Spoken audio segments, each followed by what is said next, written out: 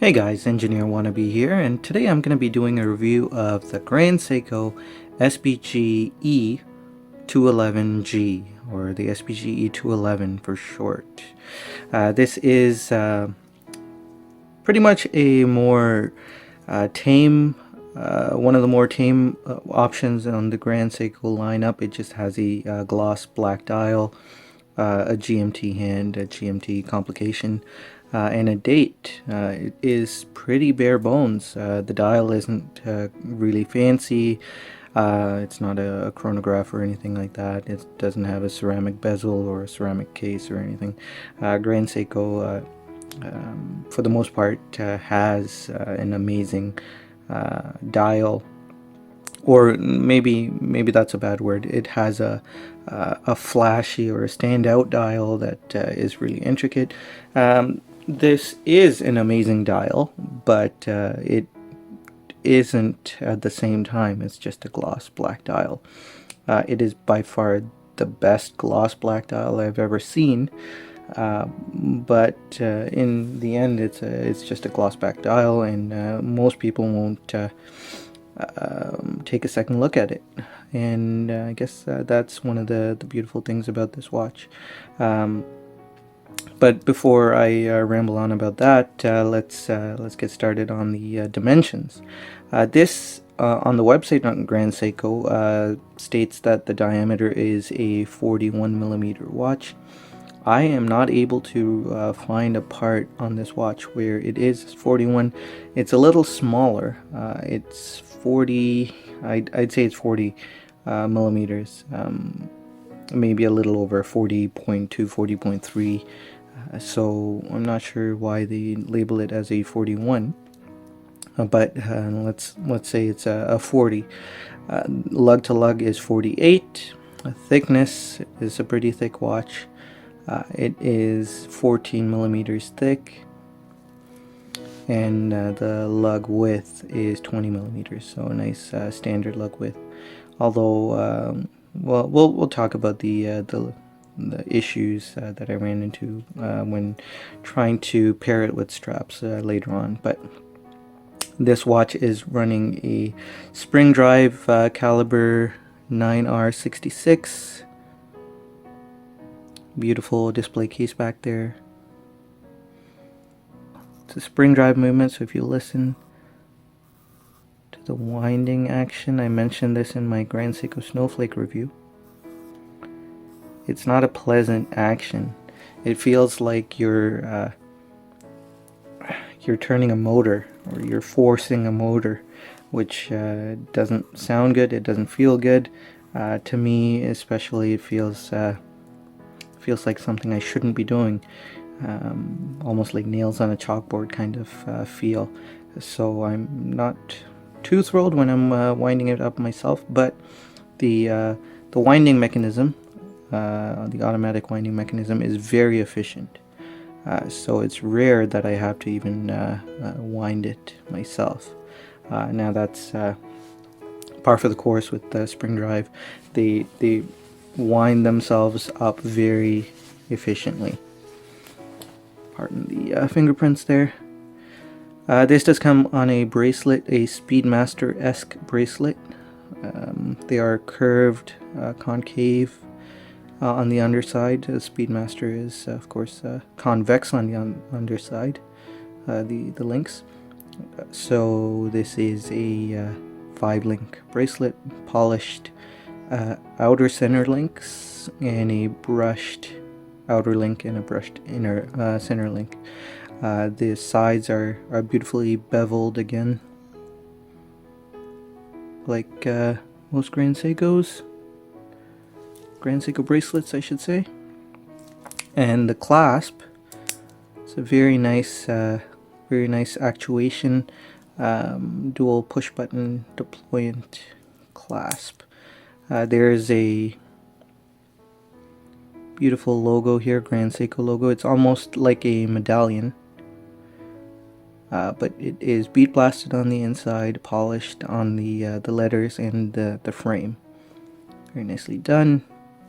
There is, however, a bit of a gap not a big deal, but it's not flush to the bracelet when the clasp is closed, which is weird because some of Seiko's higher end offerings that come with a bracelet, and the SBGE211 comes to mind, does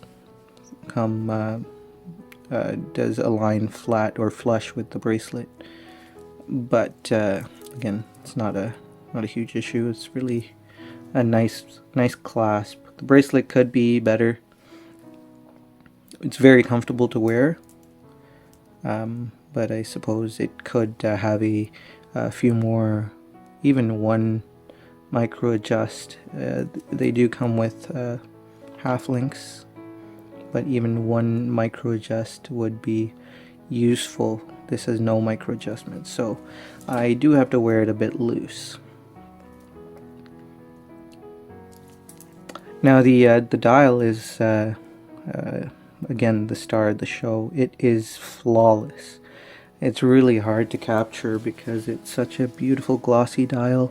It shows all the specks of dust on the crystal, but it's a flawless dial. Inky black, incredible amount of depth, amazing reflections. The hands are beautifully polished and sharpened almost. So is the seconds hand. As you can see, the beautiful sweep, spring drive sweep, no stutter.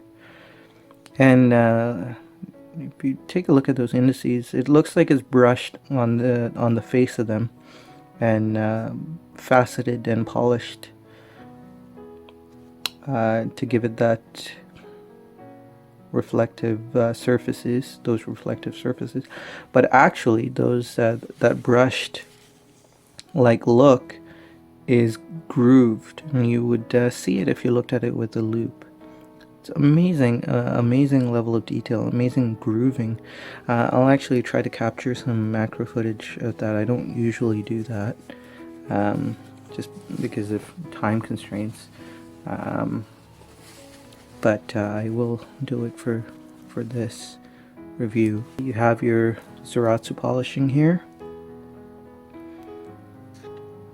Pardon the fingerprints again. I did clean this, but it doesn't stay clean for long.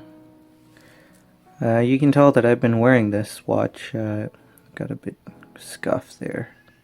Some scratching on the surface of that polished bezel. The bezel itself is very beautiful. If you take a look, the edge of that thick bezel is brushed and it transitions into a polished surface.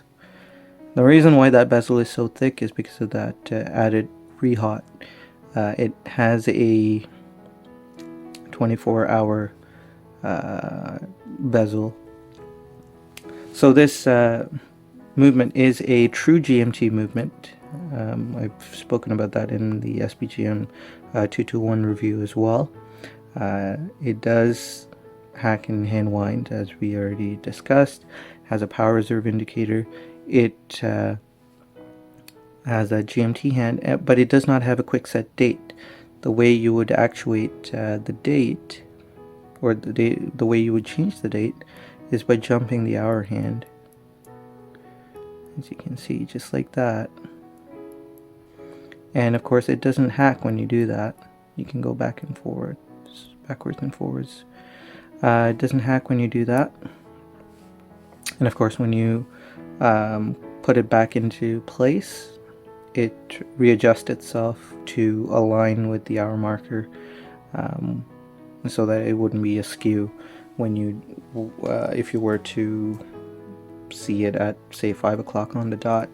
Everything should line up. You should check that when you purchase the watch, to make sure everything lines up. But this watch has been incredibly accurate. I did a video with the Grand Seiko Snowflake when I first got it. I set this watch when I purchased it over a month ago, and it has not lost much time. It is right now at minus 1/2 of a second. So truly amazing accuracy. And it's amazing. Grand Seiko states an accuracy for spring drive of plus or minus 15 seconds a month.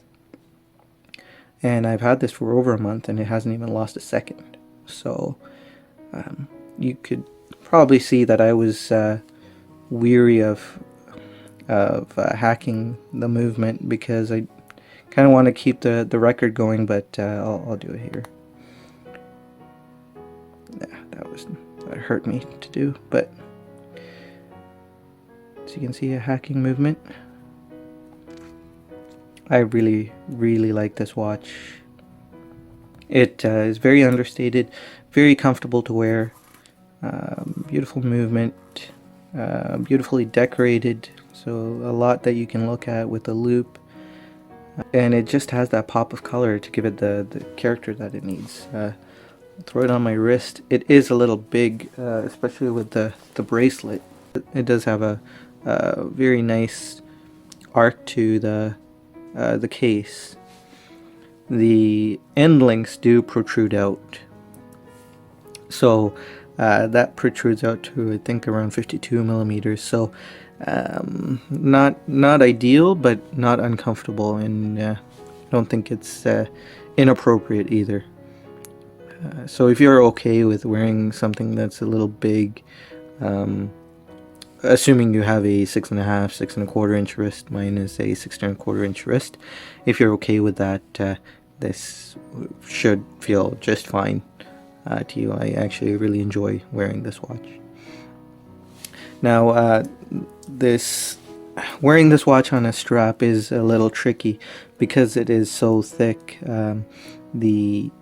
Between the lugs, you will see a huge wall of case if you do put it on a strap. If you do put it on a thicker strap, like this Hirsch Liberty, yes. So if you do put it on a thicker strap like this, it can be a little uncomfortable overall. The strap at the bottom, once it does overlap each other, it is kind of too much. But you may enjoy having a thicker strap, and if so, then you might actually enjoy wearing this on a strap.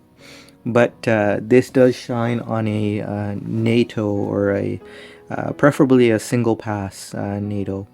So if I were to cut the second, the keeper on the NATO, this does wear really well.